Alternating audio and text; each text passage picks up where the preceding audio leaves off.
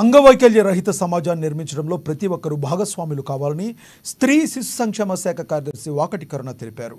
బొమ్మారస్పేట్ మండలాన్ని పైలట్ ప్రాజెక్టుగా ఎంపిక చేసి శారీరక వైకల్యంపై చేపట్టాల్సిన సర్వేపై ANM, ASHA worker, anganwadi, MLHP సూపర్వైజర్లకు జిల్లా వైద్య ఆరోగ్య శాఖ ఆధ్వర్యంలో రైతు వేదిక భవనంలో అవగాహన కార్యక్రమం నిర్వహించారు.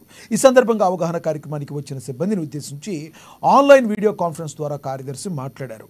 గ్రామాల్లో శారీరక వైకల్యంపై ఇంటింటా సర్వే చేసే క్రమంలో క్షేత్రస్థాయిలో ప్రతి బిడ్డను క్షుణ్ణంగా పరిశీలించి వైకల్యాలను గుర్తించాలన్నారు. పైలట్ ప్రాజెక్టుగా ఎంపిక చేసినందుకు ప్రతి ఒక్కరూ శ్రద్ధ తీసుకుని పనిచేసి ఆదర్శంగా మిగిలిపోవాలని ఆమె సూచించారు. అంగవైకల్యంతో పాటు ఇబ్బంది పడే పిల్లలను గుర్తించేందుకు ప్రత్యేక శ్రద్ధ చూపాలని జిల్లా కలెక్టర్ ప్రతీక్ జైన్ సూచించారు.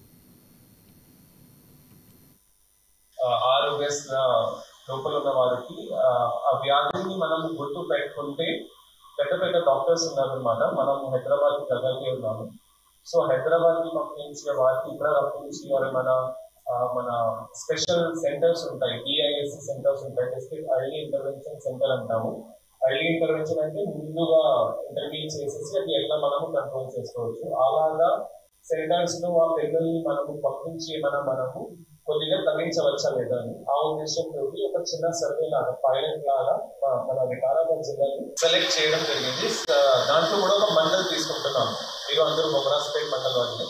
సో ఆ బొమ్రాస్పేట్ మండల్లో చిన్న ఎక్స్పెరిమెంట్ చేసి, ఫర్ ఎగ్జాంపుల్ ఒక